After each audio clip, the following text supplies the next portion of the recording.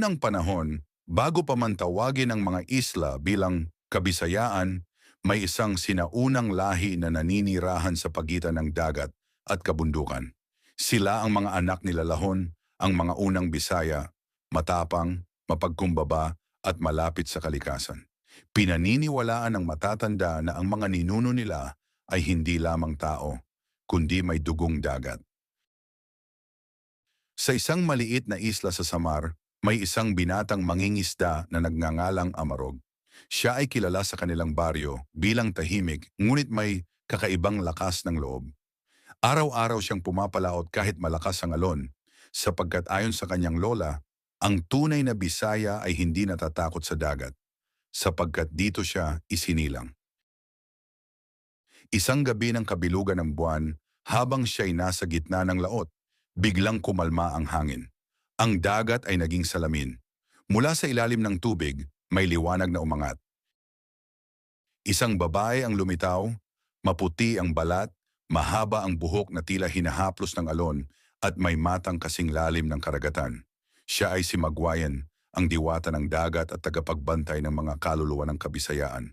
Amarog, wika ng diwata, ang dugo mo ay hindi karaniwan. Ikaw ay mula sa sinaunang lahi ng mga tagapangalaga. Doon nalaman ni Amarog ang lihim ng kanilang angkan. Noong unang panahon, sinalakay ng mga anino mula sa kailaliman ang mga isla, mga nilalang na tinatawag na tigmamanukan sa dilim.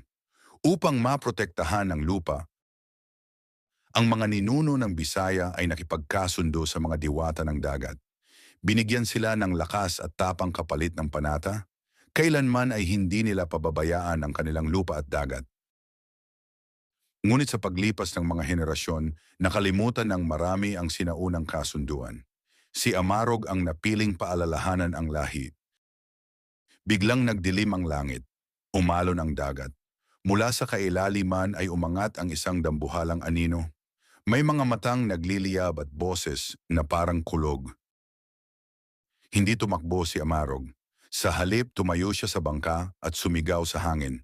Dugo ko'y sa dagat, puso ko'y sa lupa, ako'y Bisaya. Sa sandaling iyon ang dagat ay tila sumagot. Umangat ang mga alon at bumuo ng liwanag sa paligid niya. Ang kanyang katawan ay nagliwanag na parang may apoy sa ilalim ng balat. Sa tulong ni Magwayen, hinarap niya ang nilalang. Ang labanan ay hindi lamang lakas laban sa lakas, kundi alaala laban sa pagkalimot.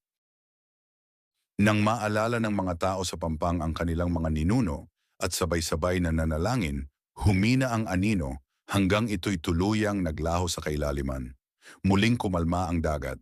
Bago mawala si Magwayen, sinabi niya, hanggat may pusong nagmamahal sa lupa at dagat, mananatili ang lahing Bisaya. Mula noon, pinaniniwalaan na sa bawat malakas na alon at bawat kulog sa karagatan, naroon ang espiritu ng mga ninuno, nagbabantay.